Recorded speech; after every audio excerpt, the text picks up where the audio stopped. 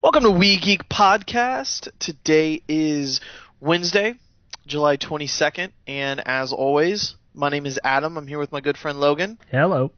What up? And yeah, just coming off E3 and Comic-Con, we're kind of in that, taking our breath after a lot of news. And yeah, but we do got some new stuff for you today. Got a lot of movies, TV, even got some science stuff thrown in there. And at the end of the episode, like when any big comic book movie or something comes out, we'll talk about it, especially when it's fresh in our heads. And we're going to be doing that at the end. We're going to do, we'll talk about all the news and stuff, and then we'll go into just a non-spoilery Ant-Man review. We'll tell you what we think about it. And then we'll just go balls to the wall, spoiler crazy, and then of course talk about what we think it means for the future of Marvel for Phase 3. But yeah, man, before we get started, how was your weekend? It was good. Not too eventful. Yeah, mine wasn't really either. Hung out with some friends I haven't seen in a while, saw some family, just tried to relax as much as I possibly can. But just been crazy busy with work actually. That's what I did most of the weekend. This was like one of the first weekends in a while where I just had work straight through. But in the meantime, I still was able to see some people. But yeah, man. So, and I got to see Ant-Man. So Cool. yeah, I take it you've seen it at some point in the last few days. Yeah, I saw it yesterday. Cool. Yeah, and that's what I did too. And I think that's what like a lot of America did, Yeah. But yeah, dude, let's get into it. Let's start out with some actual anime news. Yeah, I saw this the other day, and it just kind of, I didn't know that, I keep forgetting that this is actually still an ongoing thing. Like, Yeah. I keep forgetting that they do still make Gundam series. Oh yeah. Because I haven't, look, I watched Wing, and that was my last, that was, God, that was like 7-8 years ago when I watched it. And like, I just haven't tuned into anything since. But, Yeah. they're doing the new one starts in October. It's called Iron-Blooded Orphans. And it's funny because I started, because the trailer was just, it was just music. Like, there wasn't any dialogue or any plot synopsis or anything. So when I actually found out, like, what this show was about, and it's the whole thing of, like, Mars has been terraformed, and now the colony up there wants independence from Earth, and I'm thinking, wait a minute, hang on, isn't that the plot of Armored Core 2? Didn't I play that, like 7-8 years ago? I was like, I remember that, because I played the hell out of that game, because I really enjoyed it. Yeah, I mean, I'll be honest, never played Gundam, never watched the show, never got into it. I don't know anything about it except for, the dope ass figures that I've seen. Like it's like they're not figures, I shouldn't say that. They're almost like models, and I know you can put them together. I used to work with a few people that did that, and I would just be like, "Holy crap, that looks like really good Transformers." Yeah. Yeah, some of the Gundams are pretty intense. Yeah, they look cool. I saw an article I think on Kotaku or something. It was the art of a Gundam show in Tokyo, Yeah. and it showed like just a lot of the artwork and stuff, and I thought that was really cool. But yeah, man, I know nothing about it. I know it's really popular. Yeah. One of my buddies shot me that story, what you were saying, and I was just like, oh, that's cool. Why not? We got new Dragon Ball, so. Yeah, totally. But I mean, yeah, I keep forgetting that, like, this is what, like, the 14th different Gundam series. Yeah. Like, that's what's Yeah. crazy. But yeah, definitely go check out Gundam Wing. Like, Yeah, I wouldn't even know where to start. So Yeah, that would be the place. that's the one that for better or worse, people agree is like the most accessible. Like, it's not the first one, but it takes place because there's like 7 different timelines throughout this whole universe. So it's kind of like their way of saying, look, this show, hey, it's got Gundams in it, but it's not slaved to what came before it. Right. It kind of reminds me of trying to talk my friend into, because they're like, hey, I just watched whatever movie, I want to get into comics. And I'm like, okay. And they're like, where do I start? And I'm like, all right, Yeah. Yeah, I guess I saw the trailers for Batman versus Superman, and I was like, honestly, just start with, Batman, Volume 1, New Yeah. DC, New Yeah. 52, yeah. But yeah, So it reminded me of that. Yeah, but yeah, check out Gundam Wing. It's off on its own thing. It's just a lot of these are just that. Like they're Gundam. They only carry that name because of the mechs, basically. Yeah. Like they're some of them are sequels, but like not. They're all kind of off on their own in a sense. There's only a few that are actually like paired together. But I always recommend people start with Gundam Wing because purists kind of argue, when people say it's the most accessible, they see it as like this terrible, horrible thing to say to somebody. But it's, start there. And it's not long. It's like 20 some episodes, I think, if that. So it's, okay. Not a huge commitment, and it's fun, I imagine I can get this on Crunchyroll. I don't know, maybe. Probably. Yeah, I'm thinking that'd probably be the first place I'd check. That would be the first place to look, sure. Yeah. I know I haven't seen more of the Dragon Ball Z, but I think I'm going to go check that out in a little bit. Yeah, I have to. I haven't watched. I kept meaning to. I was like, oh yeah, every Sunday. Like it just. Right. Yeah. I can't get that into my head. Yeah. Just super busy, and I think where did I see over the weekend? Oh, I saw the Battlegrounds. That was pretty cool. Okay. Yeah, but yeah, I'm trying to think of what I did Sunday. I don't even know. It's all a blur. I worked. But yeah, no, I'll check that out. I just jotted it down. It's one of those things, like some of my friends have been into it, but I was on that other side of the anime, I guess. Yeah. God, that list of yours has got to be getting pretty damn long by now. It really is. And I tell you what, I really want to see like a new season of Attack on Titan. Yeah. That's one thing. I'm like, hey, is that coming out yet? My friends just laugh at me. They're like, no. Yeah. I'm just like, what? It shouldn't be normal to come out, a year or so later, but I guess not. No, it's a whole other thing. It's like waiting for Game of Thrones.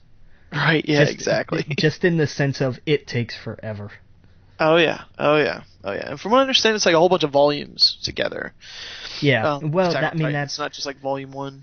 Yeah, I mean that's one way to do it when you're adapting manga for anime. Like you can do it that way, or you do it the Dragon Ball Z way, and you just wind up with so much filler. Right. Yeah. Exactly. But yeah, man. That's really all the news we have here for anime. You want to take the first one with movies? I don't, and I'll tell you why. I'm gonna do it anyway, but. Here's the thing. I rewatched Aladdin today. Well, yesterday. Yesterday we're recording the show that's going out today. You know what I mean. Mm-hmm. On the 21st, I rewatched Aladdin because it would have been Robin's 64th birthday.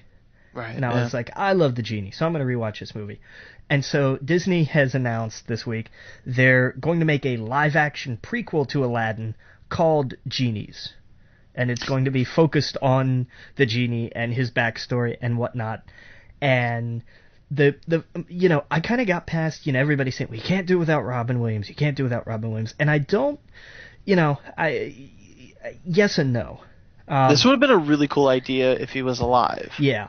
That would have been dope to see him, like, as the genie. Yeah. That would have been, talk about nostalgia. Yeah, no kidding. And but like here's the thing, like I would have totally been on that same boat if I hadn't seen, and I don't have the guy's name in front of me, the guy who plays the genie in the Broadway version of Aladdin. Okay. He's fantastic. Okay. So I thought, okay, get him to do it, and I'll be on board. Yeah. I will overlook the fact that Damian Shannon and Mark Swift, whose really only writing credits are Freddy vs. Jason and the Friday the 13th remake, are the ones writing the script for this.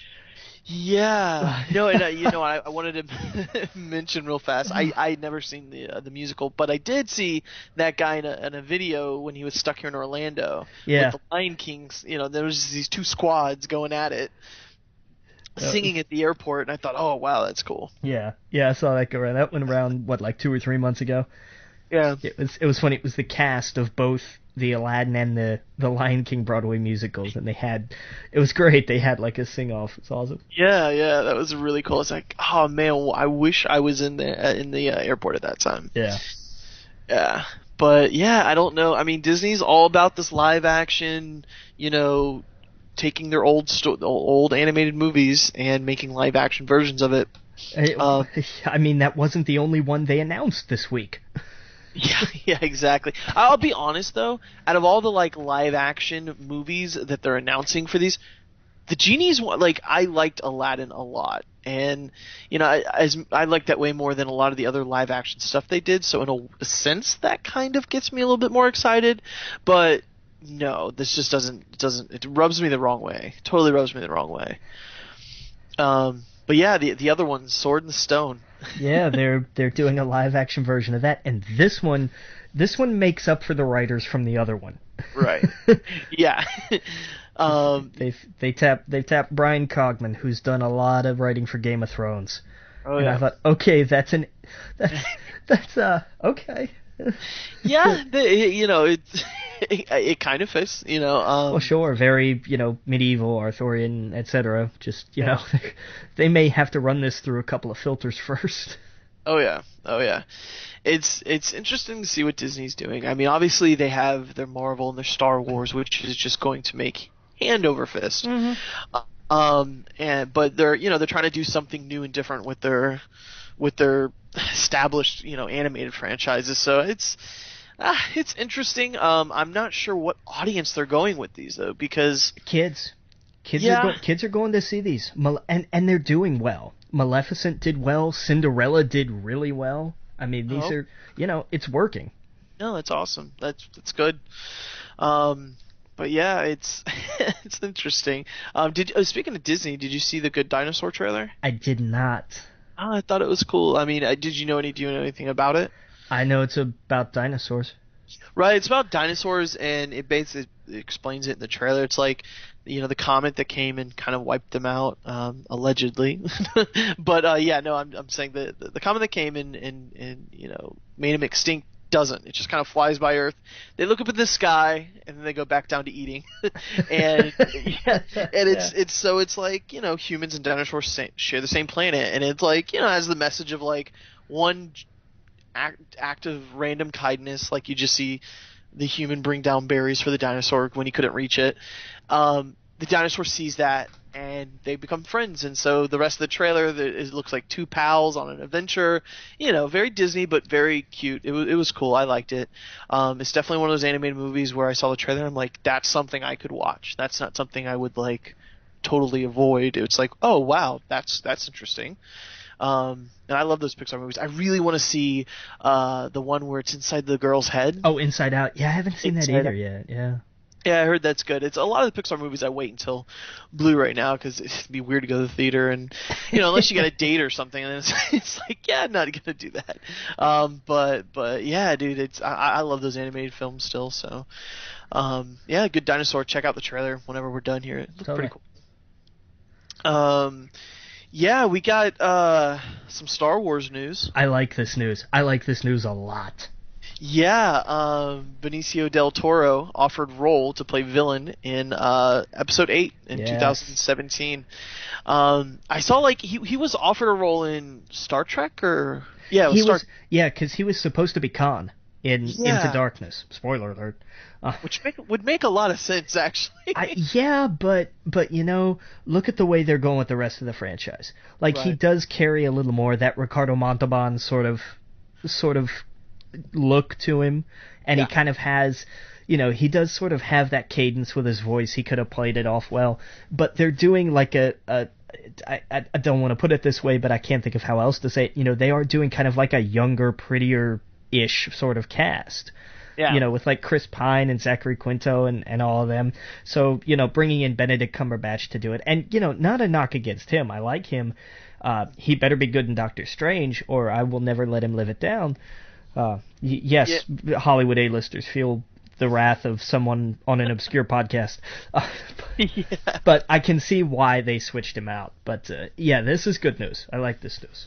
Yeah, I think it's cool. I would have no idea what kind of character you would be playing, but I guess we'll find out probably sometime around when Episode 7 pops out. And we kind of see what direction the whole series is going, and probably get a good idea of, what that whole universe is about. Yeah, I would imagine. I saw that trailer again in the theater when I saw Ant-Man. I was with someone. Also did I. Yes. Yeah. She never saw the new Star Wars trailer, and I thought, oh, there's somebody that's never seen it. And she was just like, holy cow! Like she's not even that big. She's not into Star Wars that much at all.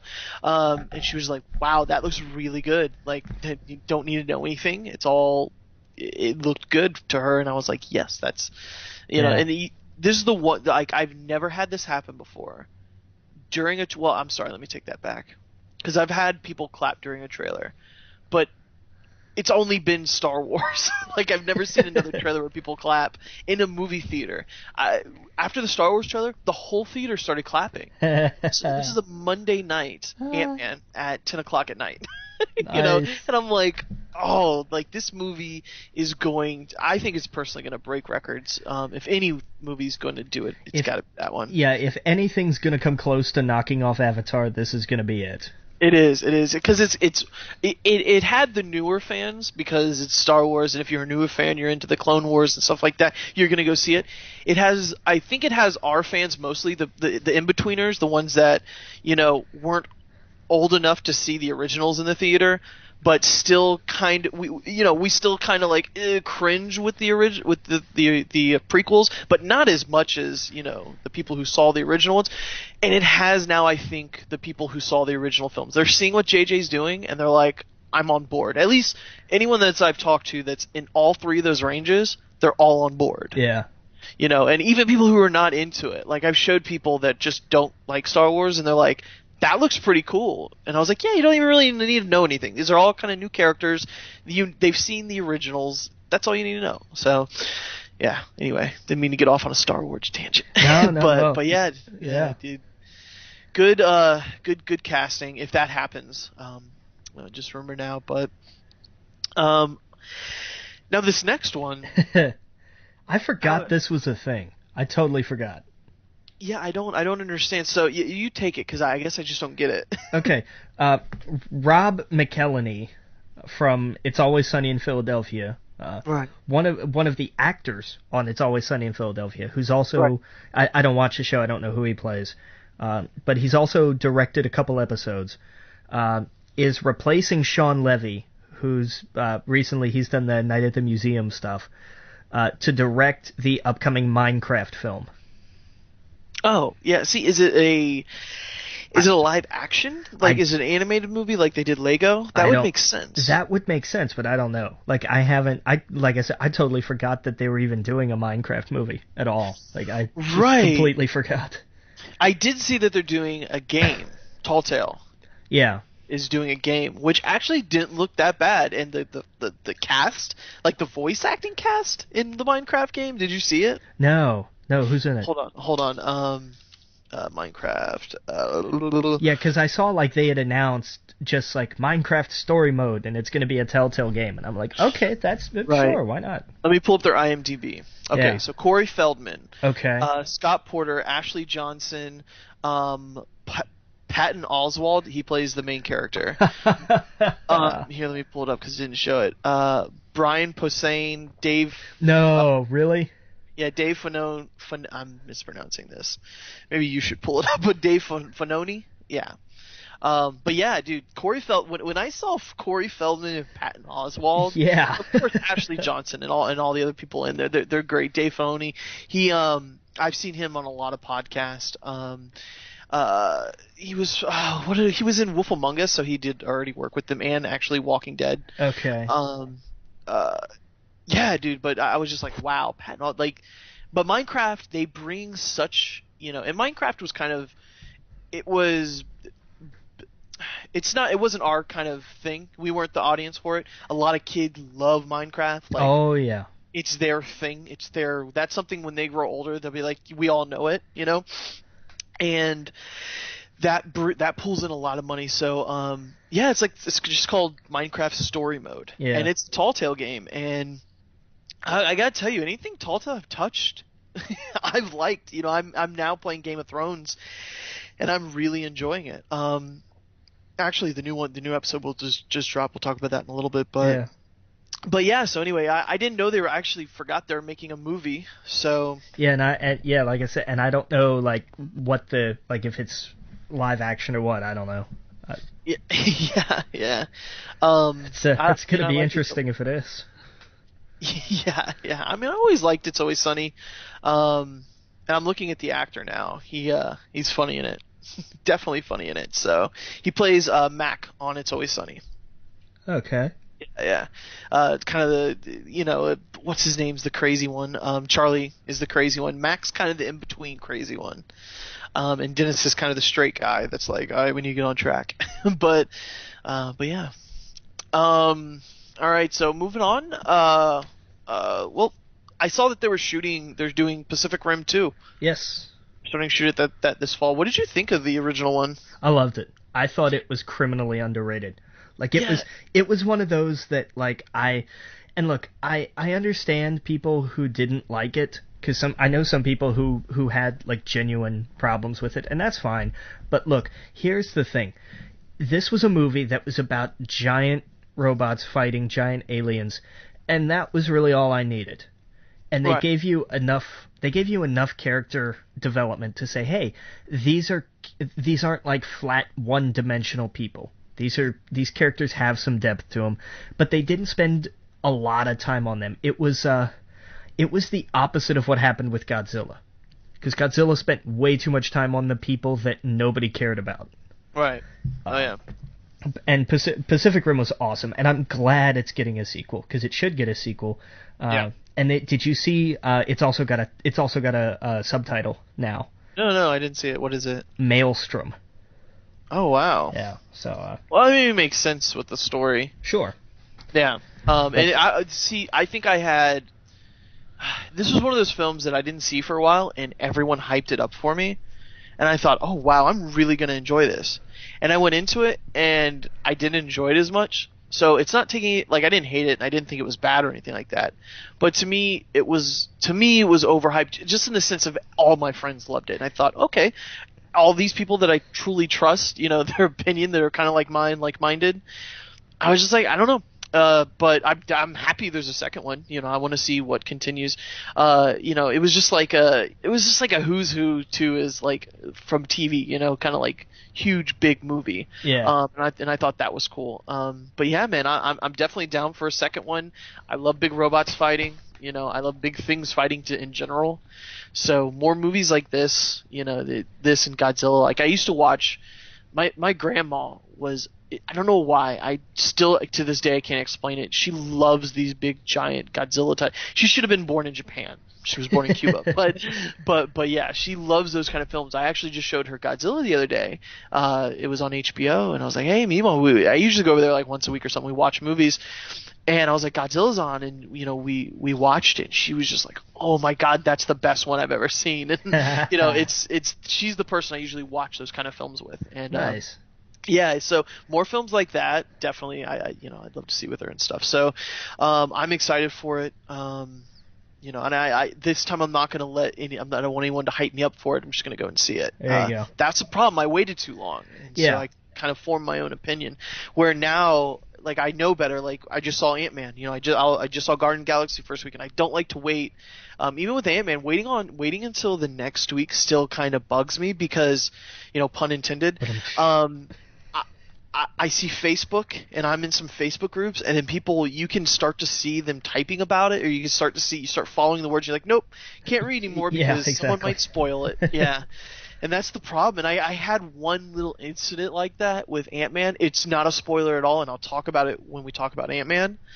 But it's still kind of, I was listening or looking for something the whole film, and it took me out of it for a second. So yeah. So but anyway, back to Pacific Rim. I'm excited.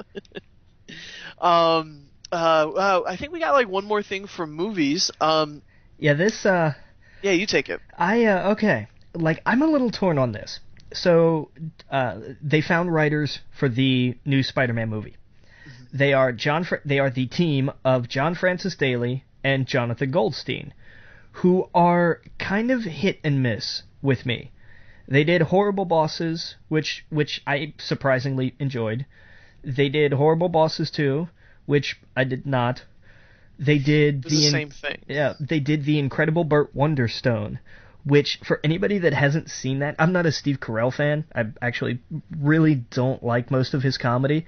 Oh, I love The Office. I hate the U.S. Office. I can't stand it. Yeah, I'm that guy. I know. I look forward to your emails. It's cool. But but when I saw The Incredible Burt Wonderstone, I was like, wow, that was actually an enjoyable movie. I heard. I've never seen it. It's got Jim Carrey in it too, right? Well, don't let that color your opinion. Why? No, I like Jim Carrey. I know. No, yeah. I kid Jim Carrey. It's just one of those unfortunate things. But yeah, I went there too. But no, you should check it out. It's on Netflix right now, actually. Oh, well, that's what I'll be doing after the show. Yeah, I know you don't like them too, but they're hugely popular. So that was one of those films that I'm surprised didn't get more people watching, because are they huge? Like, Jim Carrey's still kind of a big name, even though a lot of his newer films, it doesn't make much. What was his last newer film? Number 23? Dumb and Dumber, I think. Yeah, which made, but what did he do before that? Like, for the 50s? No, you're right. He's not nowhere near he was, in the 90s and stuff like that. But I mean, those are two pretty big, like, people. I mean, I would put them in the same category. And I know you don't like Will Ferrell either, but like actually Will Ferrell probably gets a lot more of an audience. That's a fair comparison. But the thing that bums me out is these two are also the guys that wrote the Vacation remake, which looks just disgusting to me. None of this screams John Hughes to me. No, that's the thing. They're like, we want this to be a John Hughes style movie, and I'm thinking, with these guys, really? That's right. I look forward to seeing them do it. Like, you know what I would like? My dream, and this isn't a dream because I just thought about it, but I think this would be a perfect pairing. Just give it to Judd Apatow. Have him write the Spider-Man film, because honestly, that's the only director in the last I take it back. What's his name that did The Amazing Spider-Man? He actually kind of comes close to John Hughes. Yeah, Mark Webb. Yeah, But imagine Judd Apatow, because I think he really nails like quieter, real moments. Yeah, no, I totally agree. Yeah, and that's something that would never happen, but one can dream. Like, that would be super cool, I think. But, we'll see. Like, I'm still excited for this movie. Like I said, because with these guys, it's like they're kind of batting 500 here. Because two really good, one, well, and I'll tell you, I'll even go 650.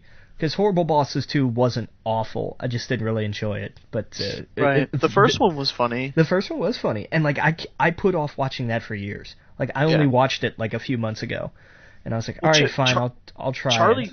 Oh, sorry, man, I didn't mean to interrupt you. You're all right. No, go ahead. Charlie Day, like, I think he's critically underrated. Like, he was in Horrible Bosses. He's in It's Always Sunny. He's actually in Pacific Rim. He was probably my favorite person in that film. To me, I love his character. He kind of plays the same thing in every film. Yeah. But I love, like, he nails timing just perfectly with everything he's saying. He's super fast. He's super, he feels like he's on cocaine the whole time. But but he's hilarious. And so, I don't know. There's nothing to do with this, but that's why I liked Horrible Bosses.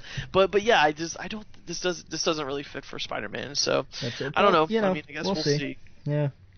Yeah, and this is did Sony do Horrible Bosses and Vacation? I don't know. Horrible Bosses, I think. Yeah. I'm not sure about. I'm not sure about Vacation. Okay. I don't think anybody really wants to take credit for it. When does that film come out? Oh, February. What, the Vacation reboot? Yeah, and that's the thing. I love the old Vacation movies, like Christmas Vacation.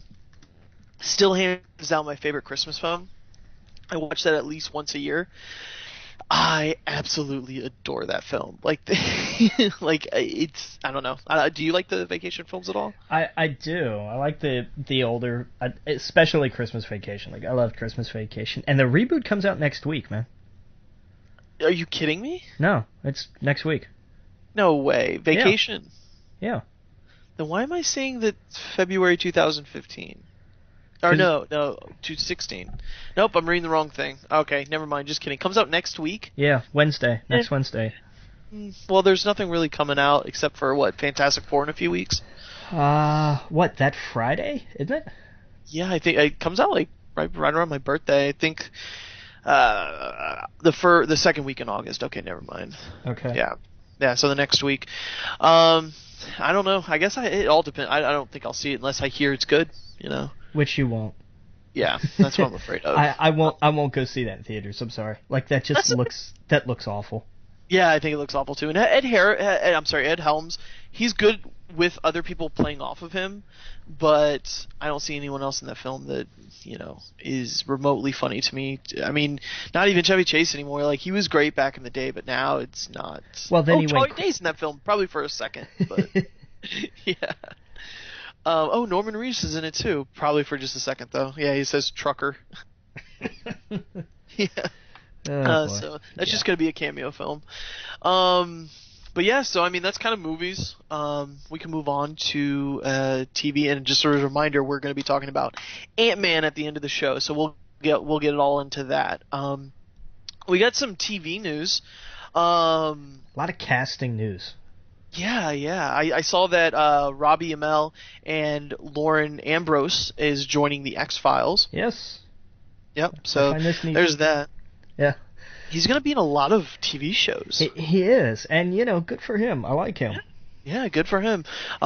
He's in the WB shows and that. So, what is Lauren Ambrose? Where is she from? 6 Feet Under, I think. Oh, okay. Aren't they shooting the X-Files right now? Should be. Yeah, so it's kind of weird just joining in, but I'm excited for that. Yeah. And they may not be, first half. I mean, they're only doing 6 episodes, so I mean, Oh, that's so disappointing. but I'm glad it's coming back. But yeah, and this one was a strange one. Xena, you want to take it? Because we've got to reboot freaking everything now. NBC is bringing the original executive producers Rob Tapert and Sam Raimi from Xena Warrior Princess to develop a reboot of the series. They want to bring Lucy Lawless in both on and off camera, probably as in like some kind of production role. And the thing that drives me crazy about this is they wanted to come out next year. And I'm thinking they're just announcing right now that this is a thing, and they think it's going to be ready in a year? Okay. Right. Well, I mean, that's not good. That's ambitious. Don't get me wrong, because, I mean, as much as this sounds silly, I'm really digging this like surge of strong female protagonists on TV and movies and comics and stuff like that, because it's just oversaturated right now with just especially the comic book stuff, just male stuff that if done right, that could be really interesting. NBC's clearly trying to figure out, hey, HBO's Game of Thrones and that's super popular. What do we have that could be kind of close to that? And that's probably what they're doing with Xena. Did you ever go to the Universal Studios Xena and Hercules experience? No. Well, just because I never went to Universal. Oh, you never went to Universal, man? Not since I was like 4. No. Well, that's probably when this was popular, because they closed it out years ago, but it was like a Hercules and Xena, and it was one of the rare times, because you ever go to those rides where they get a member of the audience to come up on stage and do things? Sure. And it was one of the ones that I did, and I got to play, what do you call, where they're like half horse, half man? Oh, Centaur? Really? Centaur, yeah. So I was Centaur chasing down Xena, and it was fun as hell, but man, like, I forgot how crazy popular Xena and Hercules was. Oh yeah, they were huge, but again, like, this is 20 years ago. Oh yeah. Like, these, and look, hey, no, I'm with you. I'm all for, give us some more female lead content, absolutely. Right. But, let's be creative about it, True. Very true. That's my thing with this. It's like if they had decided to reboot Hercules as a TV show. They're doing it again as the movies after they did it again as a movie. Every 6 years, it seems like. Well, they did 2 Hercules movies, in the last year? They did the Yep. one with The Rock, and then the one with what's his name, who I can't remember.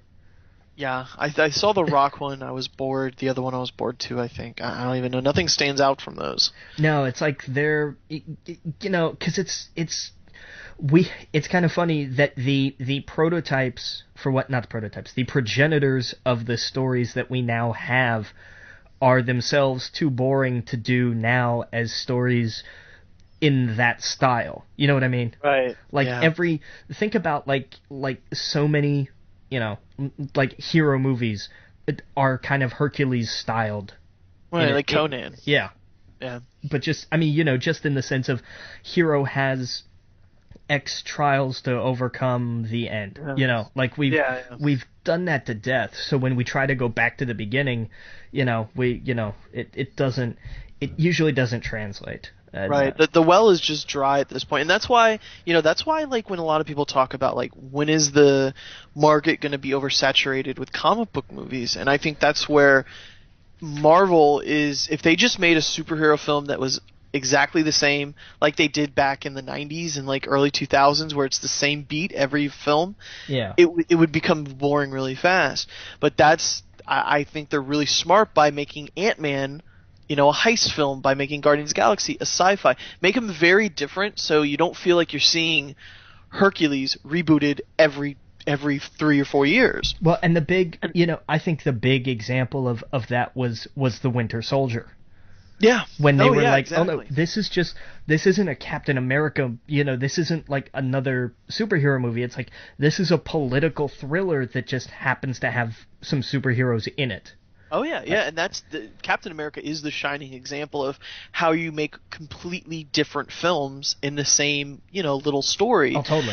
Or so yeah, like the first one, it was like a time period almost, picture, and then that one was like the political thriller, and then Civil War is going to be a little bit, it's going to be different. It's going to have a lot more, it's going to be characters, but from what I understand, it's going to be a little bit more grounded. So it's totally interesting, and I think that's the smart way to go, because if they were just making superhero film after superhero, and I'm doing air quotes you can't see, like the Conan, they can't really do different kind of films with Conan, or maybe they could, but it just seems to be always the same story. Like something happens, he's got to save his family, or he's on an adventure where he's got to take like all of these different challenges. It's all the same instead of different. And that's where those really get me. Like it doesn't, even with The Rock in it, I'm like, I'm not interested because I've seen this 3 million times. Yeah. So, So I don't know. Anyways, Xena, what show I'd love for them to, not necessarily reboot, but do something in the universe is Battlestar Galactica. Well, they tried that with Caprica, but the numbers just weren't there. Like nobody watched. That's true, and I guess maybe that reboot will just kind of stay in its little place in time and be amazing for what it is. That's one of those shows where every once in a while I get an itch, like, should I go back and rewatch that? And I don't know why I don't, but that will be one of those shows in a few years where I will absolutely rewatch and enjoy every second of it. There's only a few shows I've done with that. One of them was Lost. I know you don't like it, but that was one of the shows where I was just like, yeah, I love this so much. And yeah, so I don't know. I don't know why I brought that up. Oh yeah, because she's in it. That's right. But yeah, so I don't know, Xena. Hey, look, I hope it's good, but I'm not holding my breath. I'm not. Yeah, exactly. But some CW news. I saw that they were showing the Flash's suit. Yes. They're gonna have the new logo. Yeah, they're gonna have the white and gold logo, and in the comic books, that's what he has, right? Yeah. Yeah. I mean, but it was, I don't know, like it was another thing for them to build towards, and it was done really well, especially considering the scene where they were like, oh, I like the logo. It's like, wait a minute.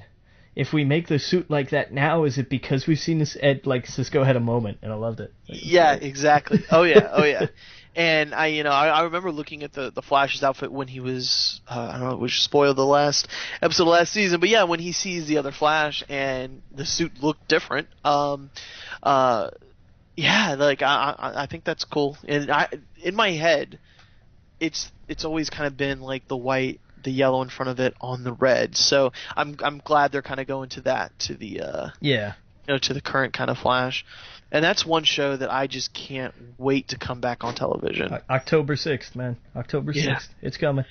Oh man, like the irony, I the irony that the Flash can't get here fast enough. Like, yeah, exactly.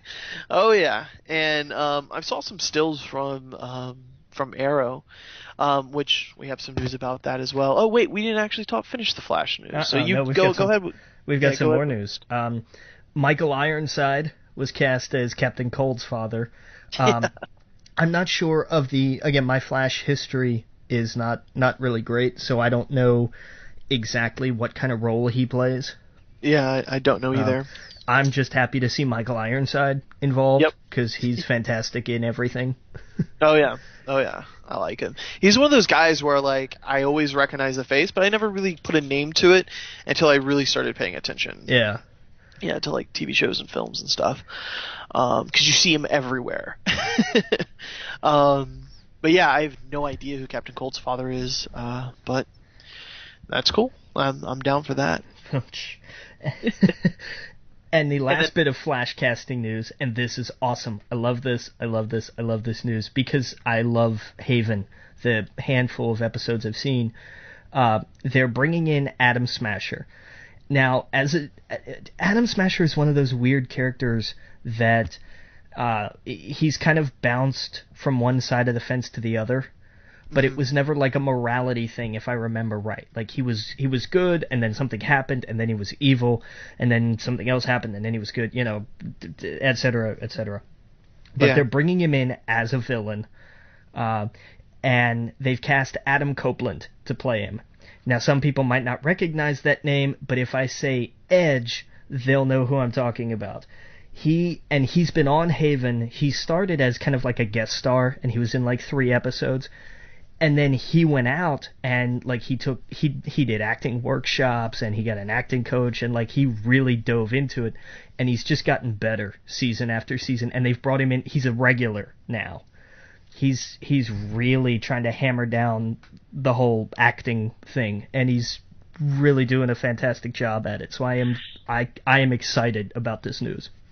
Cool. Yeah. No, I've never seen Haven. It says sci-fi, right? Yeah. Haven's an interesting show. I would recommend it to anybody. It's another one that's on Netflix. What's the premise? The town is cursed. Like everybody in town has like a very specific kind of curse. It's interesting. Like it's not tremendously groundbreaking, but I'm glad to see it's still going. And it's one of those shows that has enough of a following where it's like, yeah, it's for a sci-fi show, it's got a pretty damn good following. It's interesting. I like it. The characters make the show. Like the premise, it's kind of Monster of the Week-ish, but the cast that they have, that's what keeps it held together, and they do a fantastic job. Cool. Yeah, I'll check that out. You said it's on Netflix, then. It is. Absolutely. Yeah. So I imagine Atom Smasher. He's a bad guy to the Atom. I imagine it has something to do with him, right?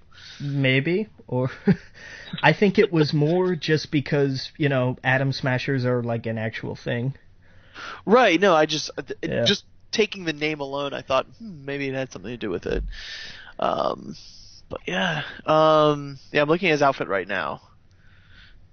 Yeah, he looks ridiculous. I'm sure they'll do. It's a really goofy look because I love what DC's doing with these shows where they're bringing, well, at least especially what WB is doing. What WB? Jesus, let's back up. What CW is doing with these shows. Where they're saying, hey, look, DC has, they have the recognizable villains.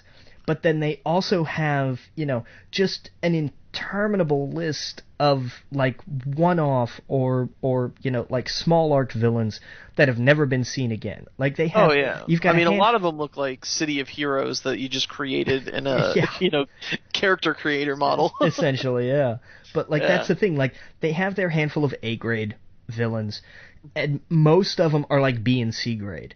But from, like... like S grade on down, they have this ridiculous roster. They have hundreds of characters.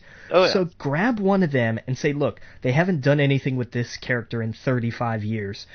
Yeah. We're gonna take him and make something out of him. And I'm all for it. I think that's awesome. And that's a way. It only helps everything.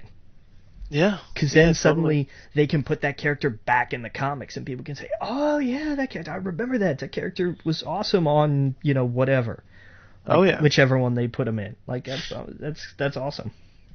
Oh yeah, dude. I love anytime one of these characters come out in the shows, and sometimes I know them, sometimes I don't. Like my buddies are like, "Hey, who's this guy? What is he all about?" And like, even simple ones like with Adam, which me and you know, but we don't know that well. But when they get the obscure ones, and I'm like, "Yeah, I don't know who that is," and they're like, "What? You don't?" Like it's absurd to them. You know what I mean? Yeah, and they do a lot that with sports, because I'm like, "Who's this guy?" And they're like, "How do you not know who that is?" I'm like, "I have no idea. I don't watch basketball." That kind of stuff. So yeah, it's always funny when my friends do that. Yeah, that was one Adam Smasher just never really heard of. But yeah, dude, I'm totally down. Edge, that's great. I've never seen him in anything, so yeah, he's good on Haven. Like, yeah. and I've only seen him play a vampire before. That's it. Yeah. Or wait, was he? He was triple R. He was triple R rated or something. He was the rated R superstar. Rated R superstar. That's right. That's cool. But yeah, he did the vampire thing. He and Christian and Gangrel were the new Brood. God, the new Brood. Yeah, that's what ancient. Jeez. Right, some vampires on WWF, but yeah. But yeah, man, I can't wait for those shows to come back, especially Flash. Oh my god. But yeah, we got some Arrow news too. We do. Yep. You take the names because I'm horrible at it. Okay. Echo Kellum. That one's pretty simple. From Sean Saves the World. Is that like a sequel of Boys Meets World? No. Because there was Sean in there. Yeah, no, that's Girl Meets World. Yeah, that's true. No, Sean Saves the World was on like a year or two ago or something. And I've never heard of the show ever. I think because I think it ran for a season and then they canceled it. I think. But anyway, he's been cast as Mr. Terrific. Okay. Which is another character I'm not familiar with at all. Mr. Terrific. I know that he. Well, yeah, he. I know a little bit about him. He was a lot in the JSA. Okay. Like he has like a T on his face. You might remember. He's like a black dude, got a big T on his face. Like that's what his distinguishing factor is the giant T. I've only seen him in a few things of JSA, and like Justice Society type stuff. I know he's like an old character, but he's also like a completely different new character, kind of like how they do the Flash. Okay. But I don't really know much about him besides only seeing him in a few issues. Interesting. Okay. Yeah, I mean, I know he's really popular with like old DC fans. The people who liked Convergence, Okay. Yeah, no, they didn't even like that either. Maybe a few of the issues, I guess. The people who wanted Convergence, that's what I was looking for. Right, yeah, I feel DC really dropped the ball with that. But yeah, I don't know much about him either, so I guess I shouldn't really say anything, but I thought that was cool. I've never seen Echo in anything. When I think Echo, I think of Mr. You think of Mr. Echo, but that's clearly not him. Let me look him up real fast. Yeah, he looks familiar. I think I've seen him in a few things. He's been in a handful of stuff, but like his biggest thing was he was recurring on Sean Saves the World. Okay. But yeah, like he's got a decent resume. Yeah. I'm looking at it right now. Comedy Bang Bang, I think that's maybe where I've seen him. Okay. Key and Peele. Cool. Yeah. So, that's cool. And there was someone else, I love this news. I love this news. I have no idea who this guy is.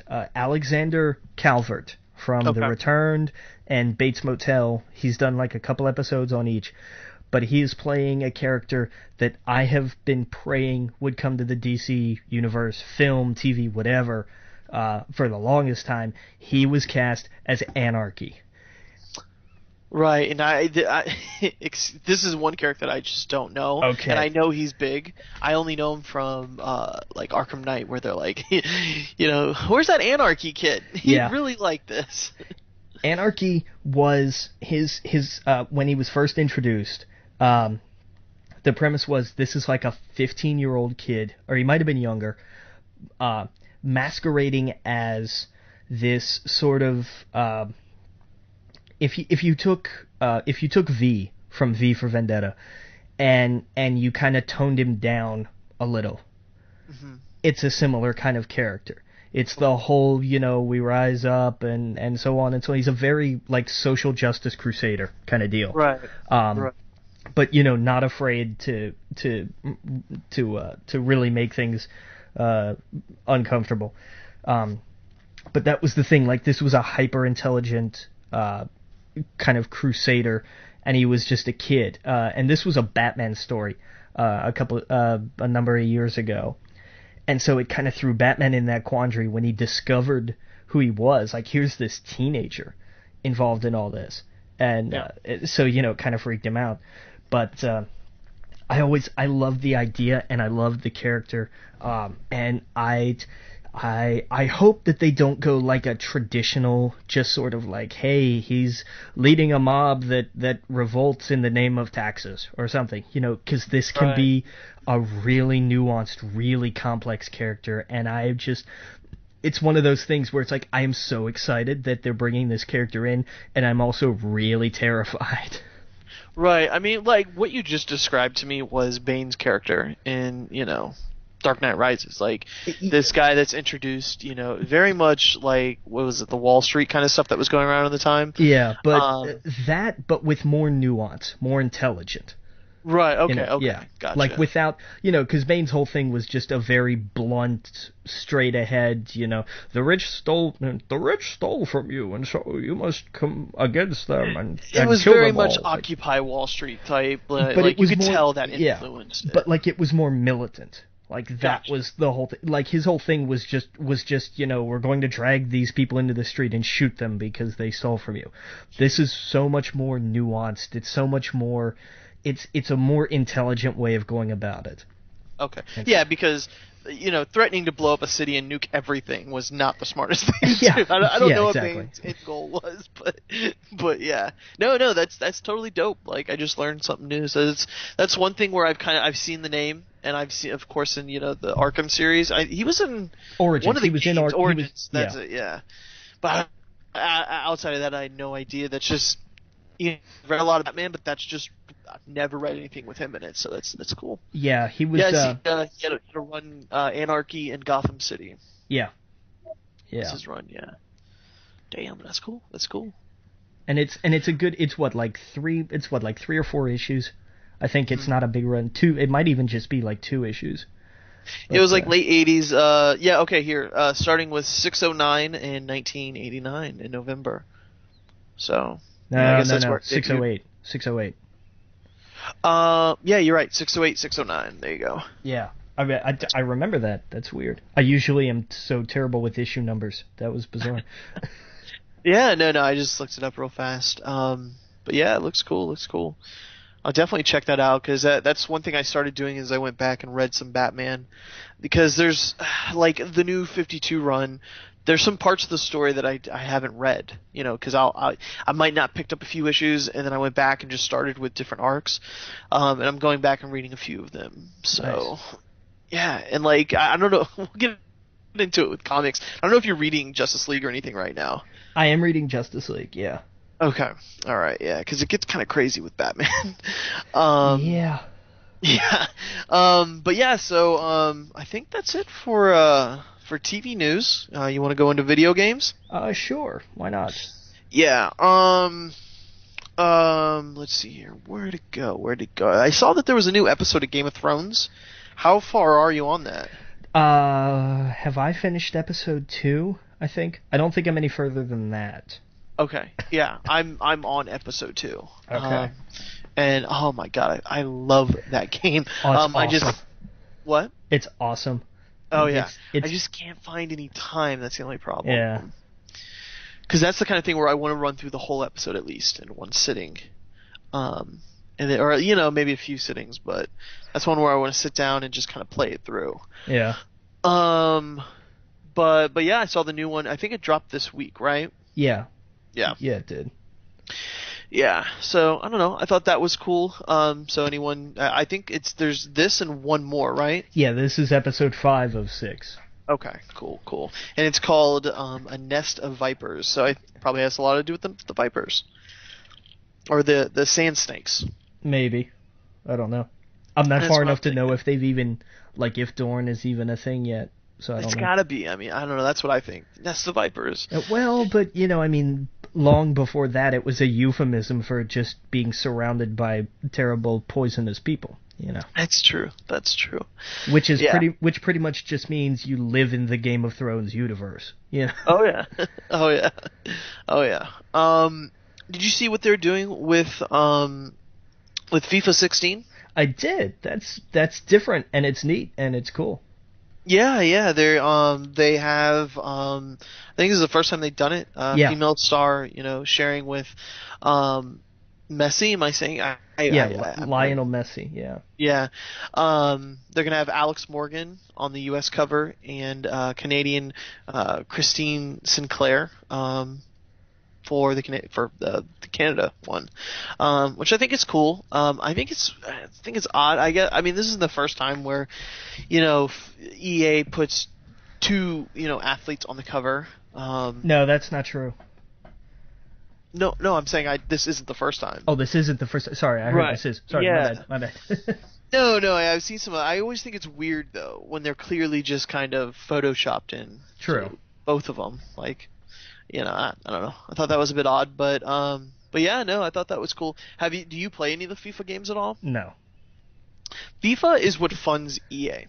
I'm convinced. Oh yeah, because everybody in Europe buys FIFA. Like, it's mandatory. Yeah, like it's Madden is nothing compared to what they make in FIFA. Oh money. no, not even close. Yeah, but it's just one of those series that I'm not into. My buddy Mark's into it.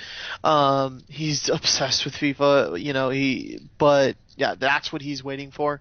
But I can't. It's fun. I'll play around with it a little bit. I think I've maybe owned one of the games in my life, but just one of those series that's weird. I've never really gotten into, but it seems to be super popular. Well, this one was an odd one. And did you see that they were doing an official update for KOTOR? I didn't know this. Yeah, they're adding. Let's see here, new features included, and this is going to be for Steam, Mac, and Linux. And it's going to be they're adding 37 achievements, Steam cloud saves, native widescreen resolution support up to 4K and 5K, support for controllers including Xbox 360, Xbox One, PlayStation 3, 4, along with several others. Steam Workshop support. So basically, it's getting like an update, so you can play it on Steam with all this extra stuff and achievements and stuff. I just thought that was strange for a game that's so old for them to do that for it. Did you ever play KOTOR? No, I didn't. Not 1 or 2? No, neither one. Oh wow. I was never a PC guy, and I know. I was on Xbox. I was not an Xbox guy either. Like, that was the other thing. Wow. Yeah. Dude, yeah. It might be. I don't know if it still holds up today. They even have it on the iPad now, but and I actually had it on the iPad. It actually plays really great on the iPad, but I don't know if it holds up. Like, I don't know if I could say, "Hey, go play that. You'll enjoy it." It's BioWare. Like, this is when BioWare was just knocking them out of the park. And it really, it was a really good game, especially for like Star Wars. Like the KOTOR series, I think, is the probably best RPG kind of Star Wars you're gonna get in a video game. Nice. Yeah, dude. The first one was amazing. The second one was okay, I thought. But like the villains and stuff, like it's really cool. Like, especially the twists in the first one, like it's some of the best Star Wars I've ever seen. Of course, it launched the comic book and everything else, and a lot of people love that part. And the MMO, of course, which is free to play. But yeah, man, I don't know. I thought that was such a weird story. Well, I guess it's got enough of a base still. Oh yeah, like the yeah, absolutely. Those and those games are. I don't know if you have. Well, your computer could probably run KOTOR or KOTOR 2, but like they always have sweet deals on those. Like I think it was like $3 for KOTOR the other day. The last time I looked, like it's super cheap, and they have like you can get like the whole Star Wars package for like $20. Yeah, but most of those don't run on Mac though. Ah, yeah, that's true. Some of them, I mean, this one does, but you're right. Yeah, a lot of those probably don't. But yeah, I don't know. I thought that was such a weird news story. Yeah. Let's see here. You take the one about the dot. Okay. Yeah. Well, because I saw this the other day. It's on Kickstarter. And they're still looking for some funding. Joshua Tsui, Tsui, who used to work at Midway years and years ago, is trying to get together the funding to finish, because he's done a lot of interviews and everything already, a documentary, and it's called Insert Coin, Inside Midway's 90s Revolution, which tells you everything you need to know. Mortal Kombat, NBA Jam, everything that made Midway Midway. This is the kind of thing that we talk about on here. Like, we want to see, like, the behind-the-scenes stories for some of these. And this is one of those things. And so I was like, this is cool. People should go check this out. Like, they've got a trailer up and everything. But, yeah, go look for it on Kickstarter. It's called Insert Coin. And I'm all for it. I think we need Absolutely. A couple of these a year, because there's always like some really fascinating stories. Oh yeah, absolutely. Like one documentary, like I said, I said this last week and a few weeks before. Is I'd love to see like someone just do an amazing documentary on Nintendo and PlayStation and even like Microsoft, and like how they all kind of formed, because we don't see it as much as we should. And yeah. Like the whole like you said, the Midway's 90s revolution, we don't see, and it's time. Like, we just saw someone find a Nintendo PlayStation, the concept pretty much for what they were trying to do. Yeah. And like how much attention that grabbed. Like it was trending in the world for a few days. Yeah. Like that kind of stuff is just fascinating. And it's kind of niche, but in a way it's not anymore. Like, video games are extremely mainstream these days. And video games stopped being niche officially, I think, right, with Modern Warfare 2, because that was the first one that made like a bajillion dollars. Yeah. And that up to that point, like everything, everybody knew Mario and that kind of stuff, but a current cultural awareness of video games, that was when that hit, and that's been what, 10 years? Not quite. Yeah. It would have been 08, I think. Yeah, 09. Yeah. But I mean, that's the thing.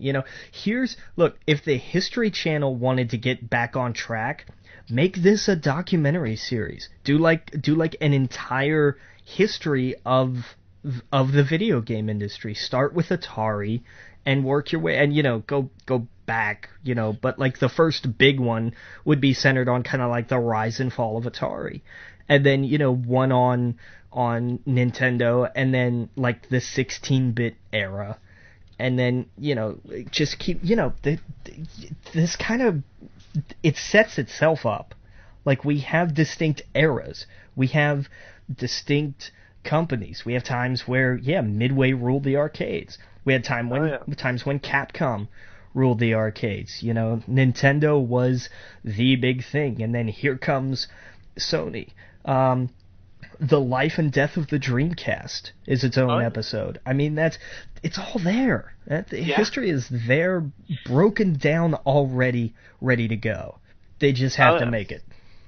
Oh yeah, and there's a few people I like listening to. Like, for example, Jared Petty over at IGN. He's like probably as closest to a video game historian you're ever going to listen to, when he just sits there and talks and pours over like all this knowledge of video game history. Nice. Yeah, and I can't point to one specific episode or anything like that, but whenever he talks, like, he knows what he's talking about, and he's on like the Beyond podcast and stuff like that. And I'm sure there's other places where you can find specific things that he's done when it comes to like the history of video games. But oh man, just I love hearing him talk, especially about Sony and how important some of the things they were, and how critical some things that don't seem important, like the PSP, really were, and how it changed things. Yeah. And yeah, it's cool things like that. I love hearing that. I mean, and I think like what was the King of Kong was kind of one of those docs that was super popular, that like really touched on such a like, it was such a weird little story, but in a way, it was just another one that's really cool is the Angry Video Game. What's his name? The Angry Video Game Nerd, or that's his name. I just call him that jackass on YouTube that I can't stand. You don't like him? I can't. No, I can't stand him. I'm sorry. He's got some really like. Yeah, of course he plays that character. You know what I mean? I think his real name is James Ralph or something. But when the like, he has his persona as the angry video game nerd or the angry Nintendo nerd when he started out but he does a lot of short, not documentaries, but just historian type stuff of video games, and like when they came out, and what the video game landscape was like, and how certain games changed things, like as a real person, not as his character. So I get it. You hated his jerky stuff. Yeah, that I may look into. Right, look into that, because he does like regular podcasts and stuff like that nowadays, to where he had a persona back then that was just like a crazy lunatic nerd or whatever, but he knows a lot, especially like the old school games and stuff. So I always find those things kind of interesting. Like he'll do like a whole hour on Ninja Turtles.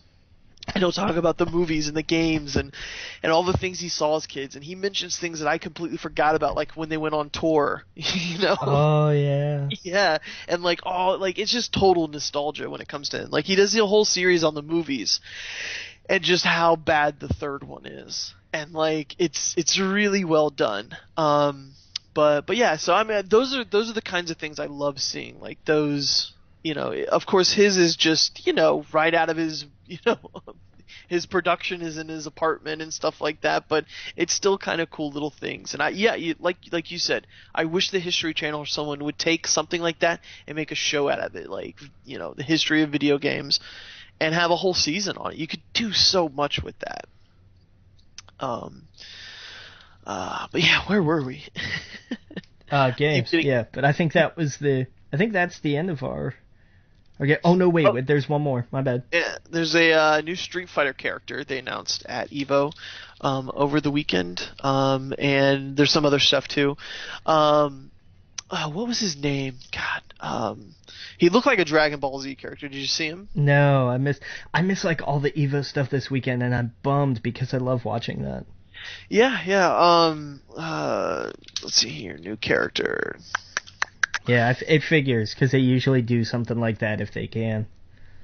Yeah, it says he's straightforward, he's hard-hitting. Let me see if I can get his name. I don't know why. I had the article up here. Necalli, Necalli. Necalli. I don't know. Sure. But he straight up looks like Dragon Ball Z. Just with dreads. Dragon Ball Z with red dreads. So, okay. Yeah, but also, which was pretty cool, I thought, is that they've nixed all of the Super Ultra Arcade Edition model. Yeah. They went to, you buy the game, and you don't have to buy anything else, technically. You can if you want to, or you can get currency in the game, fight money. And what I'm curious about, because it says basically like you can, and all future balances are free, which is amazing. Yeah. Because that's always kind of made me like, should I buy Street Fighter or wait for the 5th edition that comes out in 3 years? Exactly. But what I'm curious, the fight money, are you going to be able to gamble with this and bet people and lose or gain your money. Maybe that's an That would interesting be idea. Yeah, because I mean, you could probably see people take advantage of it and just like, hey, I'm gonna let you beat me for a bunch so you can buy your stuff, and then I'll let you beat, or vice versa. Right. And but at the same time, that would be cool if they'd be able to regulate it where you could actually bet, and that's how you get your money. Well, but I mean, here's the thing: you have to have the money to bet it first off. Oh, that's true. So, Yeah, like, you would have to earn yeah. it first. Yeah. Yeah. Yeah, that's true. But So, I mean, that'd be interesting. Yeah, so like that as a mechanic would only work like if you had somebody who had a ridiculous amount of fight money and was never gonna spend it. That's true. That's true. That's true. Yeah, that makes a lot of sense. But yeah, no, I thought that's super good. Like that's one thing that I don't think they could have made a better announcement for Street Fighter. No, I've always wanted something like this. Like let me go back to unlocking characters for God's sake. Yep. Like let me just the Smash Brothers way. Like let me just keep doing that. Don't make me buy them. But I'm okay with this happy medium. Like you earn this based on what you do and you use that. It's the crypt all over again is what it is. And I'm perfectly fine with that. I think that's the way to go. Oh yeah, totally, exactly. And that's what it, like I said, always kind of threw me off. Like I knew there was going to be a completely different version with more characters in 6 months from now, or shorter than that, I think actually. Yeah. They were releasing it, so that comes out soon, doesn't it? What, Street Fighter 5? Street Fighter. Yeah. Next March? Oh, okay. Never mind. No, wait, hang on. I don't know. I thought it was later. It could be Vacation all over again. Yeah, March 2016. I keep seeing it on the PlayStation Store. Yeah. So that's why I'm like, I'll pre-order now, but March. Yeah, it's a long ways off. Yeah. So never mind. I think like the next big game is probably Metal Gear. Yeah. Right. Yeah. I think that's the next big one that comes out, and I don't know if I'm gonna get that one or not. I think like there's a huge Destiny expansion coming out soon too. I think it's like October, but yeah, I think that's it for video games. We can get some other news here. One that I thought was really strange, and this is kind of like science news. And I saw the article pop up today. It was on the Washington Post. Someone was talking about it on Twitter. But it was that Stephen Hawking announces $100 million hunt for alien life. Yeah, he and a Russian entrepreneur are establishing this sort of like scouring of the universe for aliens, essentially. Right, yeah, they're putting a lot of money into it. They're trying to get a lot of fundraising, and yeah, they get a group of esteemed scientists to gather on Monday to just be hunting for alien life. And hey, I'm all for that. If they can find any intelligent life in the universe, it's got to be out there somewhere. That's true. Good point. Yeah, so it's I thought that was cool. I just saw his film. The Theory of Everything? Theory of Everything. Have you seen it? I have. I loved it. What did you think? Yeah, I thought it was great. There's a lot of stuff about him I just didn't know. Especially like his love life, and that's what it seemed to really focus on, and I thought it was good, I thought he nailed it. Whoever the actor is, Eddie Redmayne. Yes, he deserved his Academy Award. Hands down. Yeah. I thought he nailed the character, and it was just there was scenes where it was just like, wow, like he is completely nailing this part. But yeah, no, I thought that was kind of interesting news. But getting into comics, man, have you read any comics recently? What did I read? I've actually, like, recently, I've just kind of been keeping up with Justice League. I have it currently, but have not read the Secret Wars stuff from last week yet. Right, yeah, I have a stack right now. Yeah. Actually, I've read some things. Yeah. But not all. Here, let me go through the list here. Yeah. No, what I've done recently, I just went back and for the first time read Transmetropolitan, and that was fascinating. Yeah, Aaron from the comic shop always talks about that. It's so good. Like, I was hesitant because most of the people that I knew that recommended it, I was like, oh, I don't know. But like when I actually read it, I was like, wow, this is so good. Yeah, you told me about that series. I really need to check it out because I hear nothing but good things. The only thing I always notice is the guy with like the circle and the rectangle sunglasses. The glasses, yeah. Whenever I see cosplay or anything like that. Yeah. I've read some of Marvel stuff, but there's one comic. I did read some DC too, and I'll get to that in a second. That really stuck out that I read. Okay. Was Archie #1. Oh, that's right. That started up again. I forgot about that. And I mean, I've never read an Archie before. I know kind of the gist of it. He's always got to choose between Becky and Veronica. Betty and Veronica. Betty and Veronica. See, that's how much I know.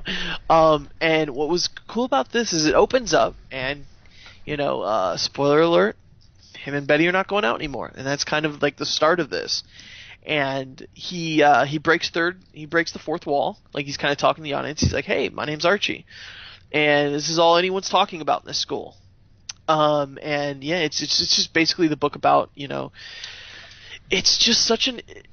I found it actually really well. I want to pick up number 2. And yeah, it's kind of there's like little moments in it where, he's talking to the camera about about their relationship, and there's this I can't even explain it, you have to see it, but where Betty is like wanting to say something to him and he misses her, and then it's that classic she goes to say something to him and he misses her, he goes to say something to her and she turns around and it's their moment's gone, and and they're both thinking about should I say something to them? Like, did I make this weird? And it's kind of like, it's from what I understand, it's very much Archie. Like, it's very much there's a dance coming up, and everyone in the school's wondering if they're gonna, how's that gonna be for both of them? And it's got Jughead, which I don't know anything about these characters, but I was really surprised at how well I liked his character. He is the most level-headed person in the book. Interesting. Yeah, and I don't know if that's. I have no idea if Jughead's a level-headed person in the comics before. I have no idea, but it doesn't sound like he would be. With the name Jughead and he's got like a crown on his head. But damn, if I was not kind of really, I thought it was really well written and the art was good. It's what is it? Mark Waid and Fiona Staples. Oh, that's right. They put Mark Waid on, and I totally forgot. Yeah, Mark Waid, Fiona Staples. So those are the king and queen right now of comics. So go pick that up, man. I highly recommend that. I really want to read Archie 2 now, and there's some other stuff I've only heard of, but now I really want to go back. Is like Afterlife with Archie. Oh yeah, there was I remember that. Yeah, and there's like an Archie and Predator right now. There's currently like Archie meets the Predator or something. Yeah, and so and I believe the Afterlife with Archie. One of them is about like zombies. Like, what if zombies started attacking their town? And it's interesting to see kind of Archie take this whole new direction where you would just see it at the grocery store and. You wouldn't think about it if you're into the superhero stuff, but it's really good. Like, I can't recommend it enough. I hope you pick it up. Okay. That's what really caught my attention last week. I read the Justice League, and I think that's the one, because I'm kind of lost now if it's Justice League or Justice League of America, the one with Batman and Justice League. Yeah. Justice League, and how that ends. I won't spoil it, but there were some really cool moments where he was there's something happens where he can kind of someone gives him the ability to kind of ask any question he wants to. Something happens, and I thought some of the questions he asked were pretty cool. Well, because his first question was almost like a test. I thought. Yeah. That was the way I read it. Was like, this is the way to see, is this thing like a real deal? Right. Yeah, and then then he asked the second question, and I want to know the answer, like, exactly, because it blew his freaking mind. Yeah, he's like, impossible. So I thought that was really cool. But yeah, no, it's interesting. I kind of like how they're, you don't need to read anything else to kind of follow the story. You don't need to read Batman. You don't need to read Superman. But I have been reading Superman. Have you read any of the latest Superman or the Action comics? I'm going back through Superman. Yeah. Like from the start of the New 52. Yeah. I know I don't have to, but I want to. I've been really enjoying Action Comics. It's getting kind of like, I don't know what's the right word. It's very on the nose with like what's going on in America and like, people protesting and stuff like that. Like it's very topical. Topical, yeah. It's very much topical. Like this is the Superman of the people that are gonna stand with the people when, like, the police brutality and stuff in it. It's it's over the top ridiculous, but in a way, it's very much what's going on, right now. So it's in a way, it kind of turned me off from it a little bit. Like it kind of got a little preachy, but at the same time, I like this because this is a Superman that I haven't seen. He's not flying around, attacking giant robot. No, he's like on the ground. I'm here with you. I'm just like you. He's clearly more. He still has some of his powers, but it's weird because he's feeling everything for the first time like a regular person would. Yeah. Like the fact that this is my funny one of the things I really like as like a running gag in it is that like he gets hungry, and every time he gets really hungry, he's like, I love that sensation every time, because every time I eat something after I'm really, really hungry, it's the best food ever, every time. Nice. I'm like, yeah, that would make sense if you never felt hunger because of how powerful you are or whatever. So I don't know. So I thought that was cool. But yeah, no, I'll talk more about Marvel next week once I catch up, because it's all good, but there's so much of it that it kind of gets overwhelming. And I don't know what I'm going to do with all these comic books from Marvel right now, because I'm kind of over my head.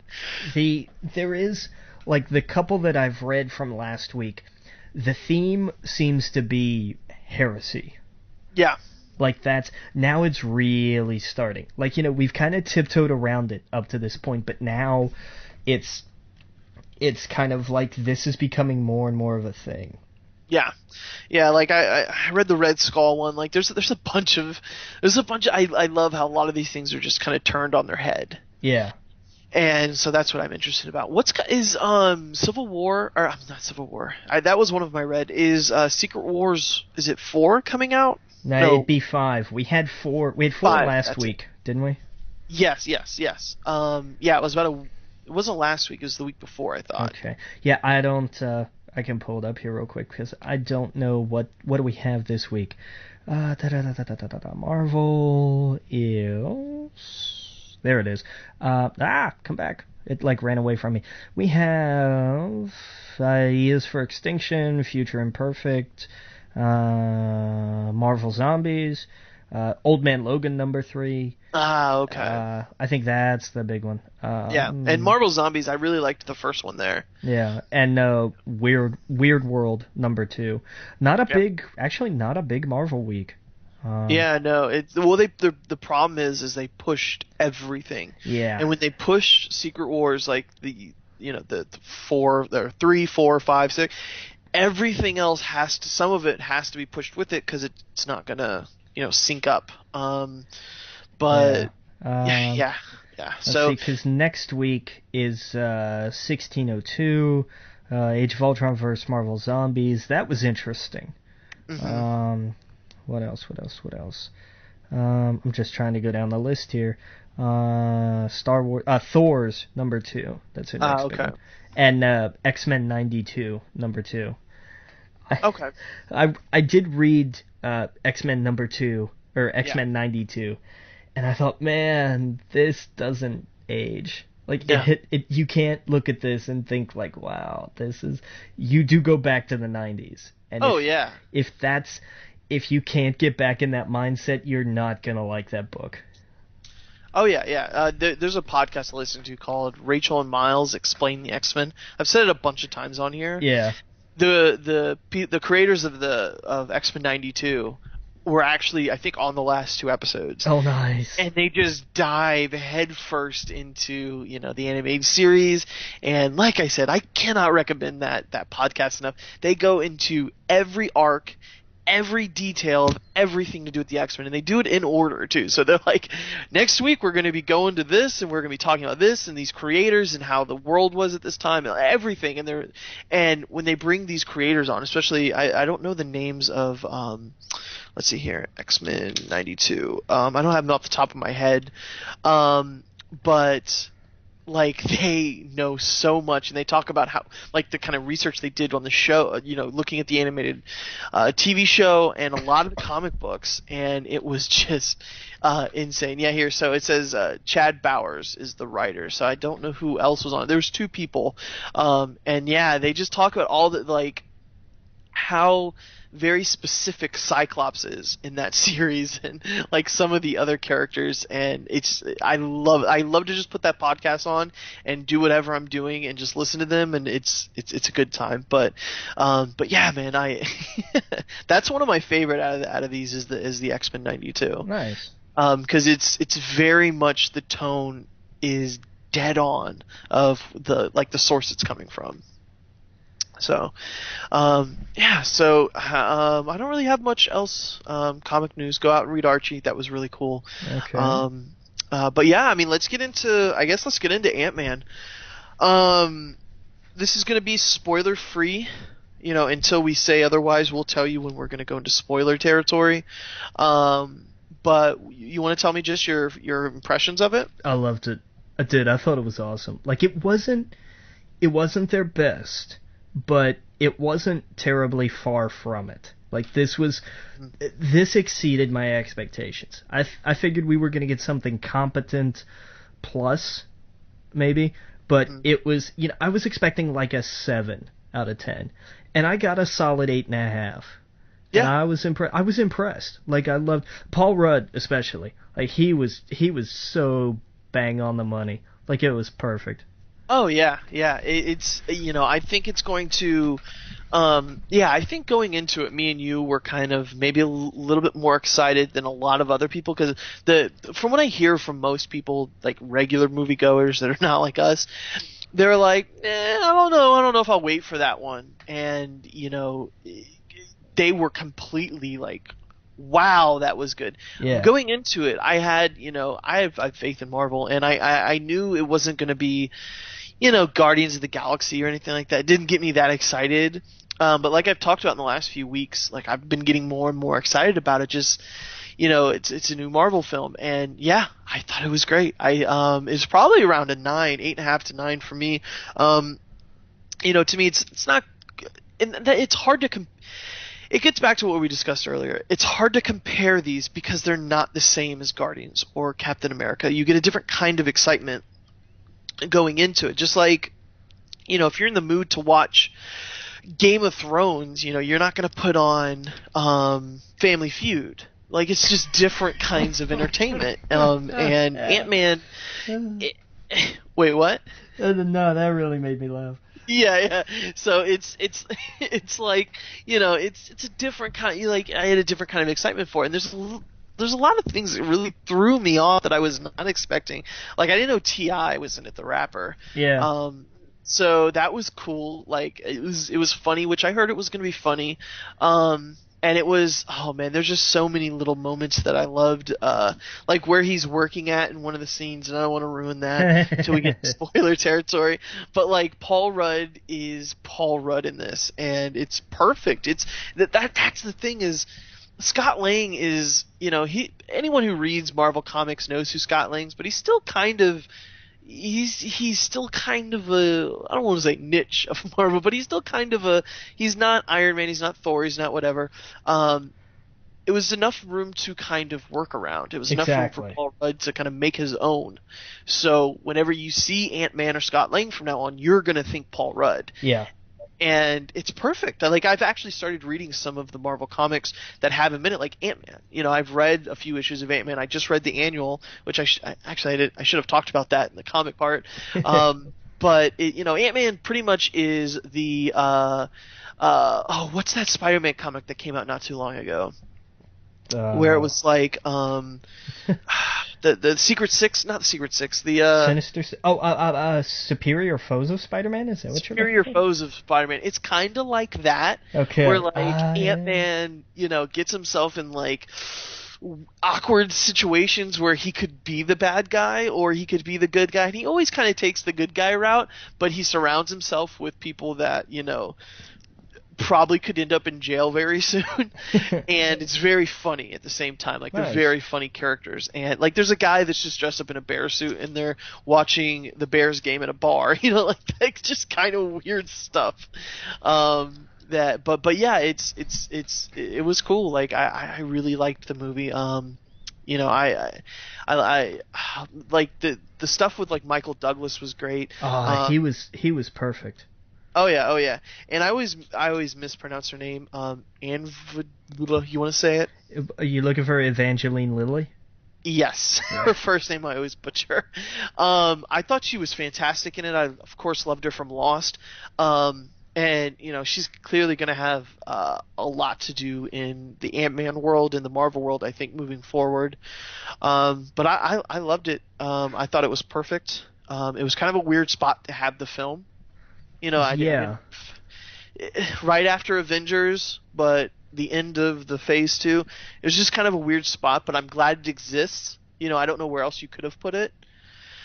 But yeah, do you want to get into spoilers just so we don't want to kind of ruin anything? Yeah, let's go ahead and put the spoiler light on. Yep, spoiler light. So if you haven't seen it, come back. If you have seen it, then continue. Yeah, what I was talking about a few seconds ago, since it was fresh in my head, the Baskin-Robbins scene. I love that. Yeah, where he's just... Can I get a cheeseburger? Like, that kid, I was like, this kid's an idiot. Like, you could tell a little bit of Edgar Wright was still there. You could see in bits and places, where you could see his influence. Oh yeah, man. And then the boss was just thrilled that he had an ex-con working for him, and then he was like, no, of course you're fired, but like, this is really cool. I could totally see Simon Pegg trying to pull that off. So yeah, it was just such a cool little scene. Baskin-Robbins always finds out. Yeah, and that was kind of like an ongoing gag.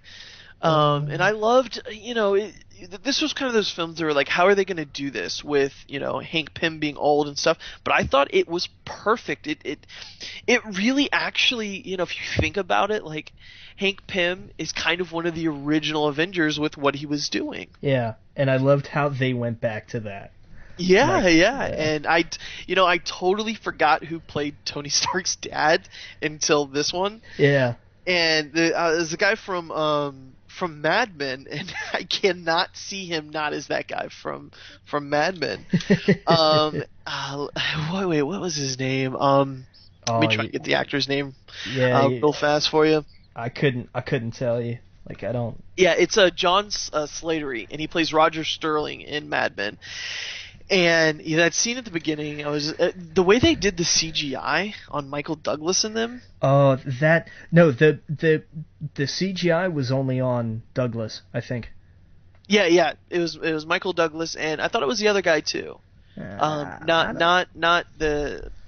Roger Sterling, but the other guy, the one in the room that it could have been now in the Hydra or whatever. Yeah, but yeah, the CGI on Douglas was not. I don't know, man. That was not a good shot. Of course we all know it was CGI when the guy looked young and it's Michael Douglas. Right. But for the first few scenes of it, I thought it was fantastic. When they get up close and that close up, like, kind of angled shot, that's a bad scene. Yeah, Like that. that's where they Yeah. should have stayed away from his face. Yeah. Like when he walked in the room, that was good. Like the first few things they did, it was good. But when they got up close, it was like, oh yeah, a few years from now, you're going to be able to definitely tell. You can tell now. Well, you know what I mean. Like it's Yeah. going to really stand out. But Yeah, yeah. but for that, I thought it was well done. Yeah, like there was it's just so many wacky scenes. Like the stuff with the ants, I didn't know how well it was going to be implemented with all the ant stuff. But I thought it was cool. Like, he's got his army, and he's got, what is it, Anthony? Anthony, yeah. Anthony, yeah. And they made you feel bad for an ant. Like, yeah, how do you do that? Like, that to me, we've got ants in our house right now. We can't get rid of them. We've sprayed and put up traps and all kind of crap. And so, like, that whole movie, I'm just thinking, I'm not going to feel sad when somebody steps on a whole bunch of these. Like, I'm just not. Yeah. But then, Anthony actually gets shot out from under him, and I was like, you bastards! Wait a minute, I'm feeling bad for a flying ant. Like, how do you, like, what? Really? Oh yeah, oh yeah. I thought the CG was awesome. Him, like, there's a lot of stuff from that thing they showed at Comic-Con years ago. Yeah. Where they were trying to do some test footage, like him running up the gun and jumping, and there was a lot of cool stuff. The thing that someone kind of ruined it for me, I guess he didn't ruin it, but it definitely stood out.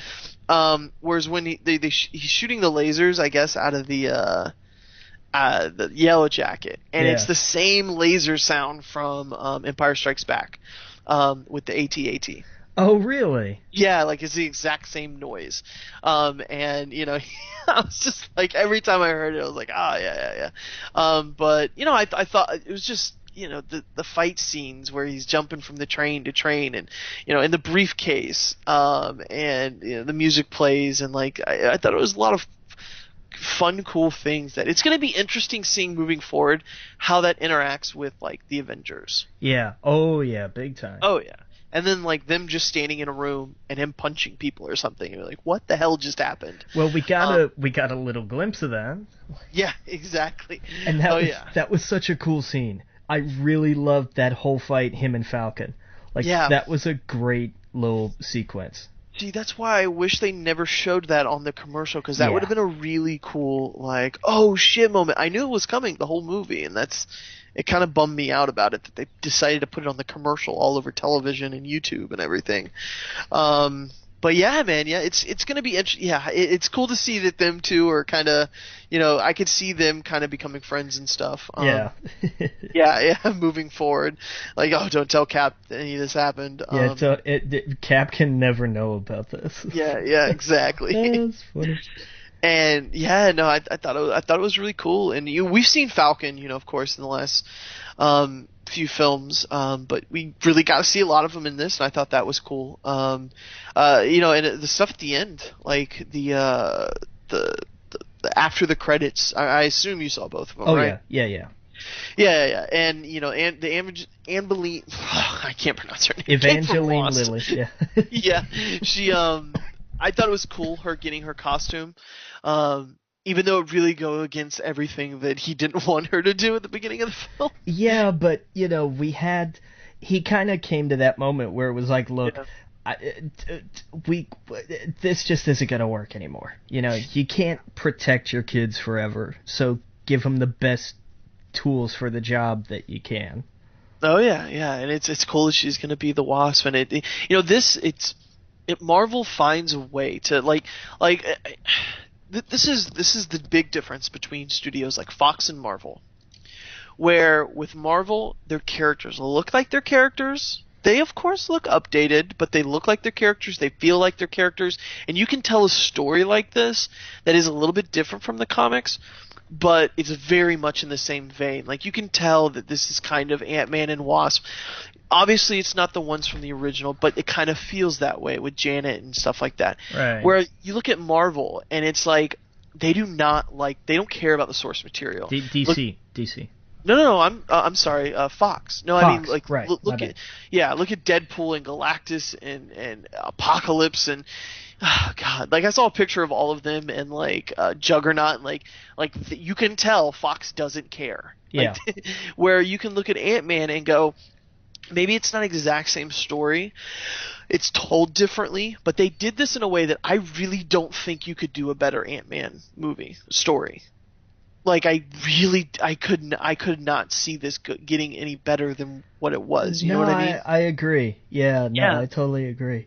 Yeah, you couldn't have done the original story. That we've already passed that. So this was a cool way to introduce both Ant-Man, and the Wasp at the same time. So like I'm sure they might actually. There's still a lot kind of I think to tell about Janet. That's her name, right? The The mother? original Wasp. Yeah, yeah.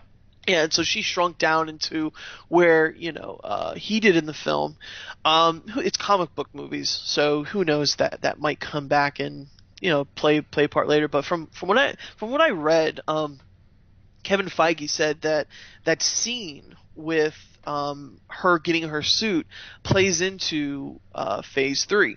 And that it's an important moment moving forward that we might be seeing her very soon, in the next few movies in that outfit. Yeah. So, well, I'm not surprised. yeah, no, I would not be surprised at all if she pops up in Civil War or something like that with it, and that's cool. We're gonna have Ant-Man and the Wasp, which is super super cool. And the other scene, like at first I didn't know what I was looking at. I'll be honest, I didn't know who it was. And they show Falcon and Captain America. And I'm trying to think of exactly what he said, because Captain was. They show it's Bucky the Winter Soldier. I finally realized who it was. Yeah, well, because he's got his arms stuck in a vice. Well, maybe I somehow need to rewatch that scene, but I didn't realize what was going on. I knew that he was freaking out. They were holding him down, it seemed like. And, they were like, we need to call someone. And they were like, Tony... I forgot what they said about Tony Stark. They said a really weird thing. Do you remember? Give me a second. Because I'm trying to play it back in my head. It was, what about Tony? No... What? Man, I don't remember. Yeah, he's dealing with something. It basically set up, like, it showed, like, Cap doesn't trust Tony, was the gist of the comment. Right, yeah. I don't remember. Right. And, yeah, so it and then he was like, oh, I might know a guy. He's like, yeah, I think I know. He's like, yeah, I know a guy.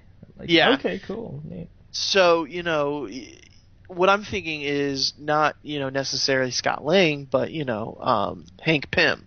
That Tony Stark is this genius scientist. You gotta think of in this, at that point in time, because apparently, again, from what I read, Kevin Feige discussed is that scene is somewhere in the middle of Civil War. Yeah, it's not like a prelude or anything. Like, it's in the middle of what's going on. Yeah, well, yeah, exactly. So, that might be where they pull in, Hank Pym, because you got to think if he's beefing with Iron Man, and Mark Ruffalo's nowhere to be found, so you don't have Bruce Banner. If he's not in the film, there goes your two big scientists. Well, the other guy in the room it's got to be Hank Pym. Well, but how do you know they need a scientist though? No, that's what my thought was when they were like, let's go to Ant-Man, or let's go to Iron Man, because, that's what they would go to him for something smart about that. But yeah, I guess they'd go to Scott Lang. Usually, when I think Scott Lang, I think like they need someone to steal something or whatever, but maybe they need to shrink him. I don't know. Well, he's also got his electrical engineering background. Like he's not stupid. No, that's true. No, I don't mean he's stupid in that sense. No, he's not the genius like Tony or Bruce or those guys are. But I think that was kind of their way of saying, well, we need somebody. I think the way I saw it was like they need somebody who this is something that's not supposed to be going on. Like where they are right then, it's like they kind of don't want anybody to know they're there. So who else is like that they can bring in? It's like, oh yeah, I know a guy. Yeah. Oh yeah, that's cool. I can't wait to see how that plays out. And, Yeah. The same article I read with Kevin Feige, and I don't even know if I should read this, but basically he was like, with Civil War, I'll just read it. He said it was a relatively simple story. Ultron had a lot going on. And Civil War is surprisingly grounded. It's about two characters that most audience members have come to know and like and admire. So Iron Man, Captain America. And they find themselves on different sides of a political argument, like most of the country, and how they respond to that. And that's the story, and that's, in a way, that is kind of what Civil War the comic is about. Of course, there's a lot of other stuff, right? And it's big and it's grand, but we don't need that for a movie. There's no way for them to do a film about Civil War the comic book in one film. No. And do it right. So. Yeah, so I'm cool with that. I'm totally down with them just kind of taking the title and applying it to this story. Sure. And what he put was like, it's actually a very simple story, and it's the personal relationship that fits into it. It says, plot-wise, Civil War picks up not that long after Winter Soldier left off, continuing Cap's attempts with Bucky. Can he save his friend? Can he turn his Winter Soldier back into Bucky? Is that even possible? While the Winter Soldier, from most other people's point of view, is the deadliest, worst assassin in the past 70 years. So people are like, Cap, you've got to let it go. He's not the guy that you used to know. So it's surprisingly a personal story with a simple and very efficient plot. That he basically says he thinks it allows those other characters to have a presence and interact in a way that's different from the other films. So that makes perfect sense. Like if the key thing in this film is what they should do with Bucky, that's perfect. Yeah, that's an interesting conundrum. Right? Yeah, you have Cap and his team going, he was brainwashed, let's fix this, because that whole thing is a problem. Like, do you put the man on trial? He's assassinated a lot of people. Yeah.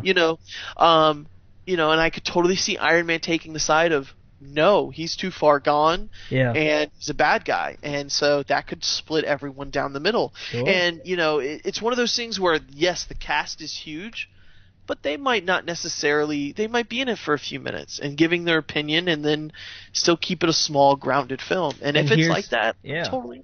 And here's how you bring in Black Panther. How many? Who we don't know everybody that the Winter Soldier has killed. It could be. That's true. The odds are that there's at least one political leader from Wakanda that's on that list, and it may be, it may be T'Challa's father or grandfather.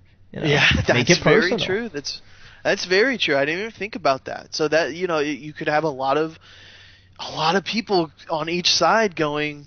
You have a lot of people probably wanting to put him on trial for what he did in their country, and you probably have Cap going, no, we need to protect him. And this might be where the whole, if they do put in the, maybe we need secret identities, or that could be a part of the argument. I could see they might bring that in. It might not, but. Well, I think that cat's out of the bag, though. Yeah, that's true. Well, I mean, no one really knows who Winter Soldier is, except for him. But they know who everybody else is. That's true. With the exception of Scott Lang. Well, and even that's not true, really. Yeah, like the cops and everything else. Yeah, like they know he's Ant-Man. And it was never. That's the thing. It was never treated like a big secret. Yeah. So I mean, that's the whole secret. I like that they did away with secret identities, really, with Iron Man, essentially. And you could even go back and say they did away with it with Incredible Hulk. Yeah. Well, I mean, even Thor, they legit did away completely with the Donald Blake. Yeah. Identity. Well, because let's be fair, that was a silly idea. Yeah, no, I mean, as silly as Thor gets, that definitely was very well handled. Yeah, oh, totally. Yeah, oh yeah. I want to see Throg in a movie. That's what I want. Yeah, Throg. Yeah, I mean, it's. Let me have that cameo. That would crack me the hell up. Yeah. Yeah, what's his name? What's the dragon? Do what now? What's the dragon? Fin Fang Foom. Yeah, Fin Fang Foom, yeah. Some random cameos. Boy, that would be bizarre. Oh, yeah. Well, let's wrap this one up. 2 hours. I wanted to say one thing. One more thing. Go ahead. It's about Suicide Squad. And I did want to save this for the end, in particular. I saw a theory on Reddit. Oh, yeah. Did you see this? Yes, and I love it. I absolutely love it. I think it's really interesting. And because it ties into what you said last week, that the J tattoo under his eye is actually for Jason and not Joker. Yep. And I thought, well, sure, that makes sense, because by the end, he's probably torn the mask off and he's beat the hell out of this kid. But that doesn't mean he knows his name. But it wasn't a big leap. But then I saw this theory, and I was like, of course, he looks like a more classic Joker. He looks like somebody who's had... It's not like he got these teeth... he doesn't have a grill by choice. He's got to have all his teeth replaced. And sure, the J stands for Jason because it is. Yep. I thought that messed with my head. When I saw that theory, I was like, probably not. But if they went that way, and boy, wouldn't that be something? Like, if that's why in Batman vs. Superman it says the joke's on you on the Jason Todd Robin suit, not because Batman was outwitted and that's how Jason died, but because he thinks Jason's dead, but he's actually not. He's actually like a new Joker. Well, I mean, it makes sense. You have Batman who's well into his 40s, and you have a Joker who is very much in his young 20s, it seems like. And so that would make perfect sense that is the new Clown Prince of Gotham. That is maybe the original Joker is dead and passed on, and that was his last final stab in the back, the last joke, if you would, at him as an expense. And now we have this new exciting direction that this new Joker's in town. This new, that's why he has the tattoos. That's why he all of that, just screwing with him, just psychologically tearing him down by putting, what was on his face, his forehead, disturbed or something. Yeah, something like that. Just really screwing with him and turning him against Batman. Until he was just so screwed up in the head that now he is, and if you think about it, it is it's so poetic because Jason Todd did take the identity of the Joker when he came back, just as the Red Hood. Yeah. So essentially, it's the same damn thing. Well, instead of turning into the Red Hood, he's just turning into the Joker. Exactly. And here's the thing: they did something similar to this with the Batman Beyond movie, The Return of the Joker. If you, I don't know if you've ever seen it. No, I didn't. I didn't see that. The Return of the Joker was like he had managed to put his personality on a microchip, and had, I don't know, implanted that or something. I think on Jason Todd, if I remember right. Oh wow! And turned him into the Joker. I'm pretty sure that was how it went. But I thought if they're doing something like that, I mean, this is brilliant. That would just be a complete masterstroke, I think, if that's how it actually plays out. Yeah, no, it's just like the Boba Fett theory that I heard that I loved, was that if they did a new Boba Fett movie, and they just stand alone, it took place after Jedi. Imagine, we all know Boba Fett as this we all found out that he was not a clone, but he was a clone, but he was his son, but he was what did they call it? A clone that wasn't altered in any way. Yeah, he was an exact clone. Exact clone that wasn't artificially aged or any of any of that stuff. And that turned a lot of people off. That kind of killed the vibe of Boba Fett. And one theory that I heard, which was really cool, was what if the Boba Fett that we saw in Empire and Return of the Jedi is not him? That whoever the Boba Fett in those films are killed the original Boba Fett and just took his outfit. took his identity. Yeah. Instead of having to build up his own reputation, he just did that, and he's some ruthless bounty hunter, and he's the best. And I thought, wow, what a night. What if in the very few minutes of the film takes his helmet off and it's nothing like that guy that was that kid that we saw? And I thought that would be really cool. That's what I mean. That's what that kind of theory. Like, oh man, I wish that would happen. I wish that would be the story with the Joker. I don't think that's what's going to happen, but that would be. That would make everybody hop on board. I would, yeah. Oh no, if they pulled something like that, I would be invested in DC's movies.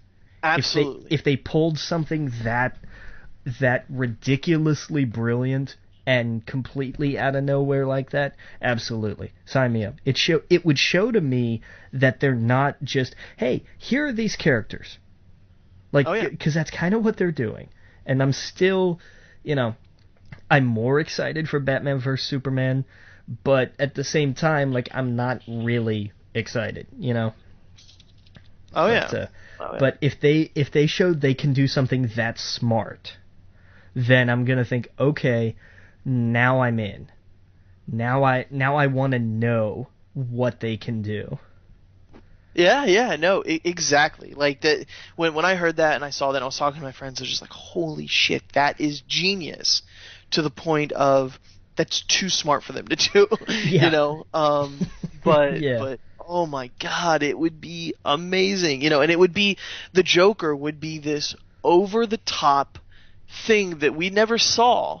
I mean, we all have in one way or another, but in that film universe, we never saw. So he'll kind of be this legend that existed that we don't ever see. We only see the new Joker. Yeah. And I'm totally on board for that. I want to see what he does. I want to see how he acts. And then no one could ever judge him by what they've seen before, what they read before, because he'd be this new character in a way, but he'd be his own thing, and he would be allowed to be his own thing without being put, in front of a judge pretty much. Exactly. He wouldn't be put on trial by everyone. It would be like, okay, let's go. He's this new guy.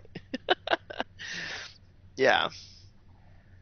So no, I'm excited. And that's the thing is, like, my buddy was like, are you just saying this? And it wasn't my theory, of course, ever, but I think that's what they get. They're like, are you just saying this because you don't like the idea of the new Joker? You don't like the tattoos and stuff? And I was like, no, I'm not. Like, I've already come to accept that.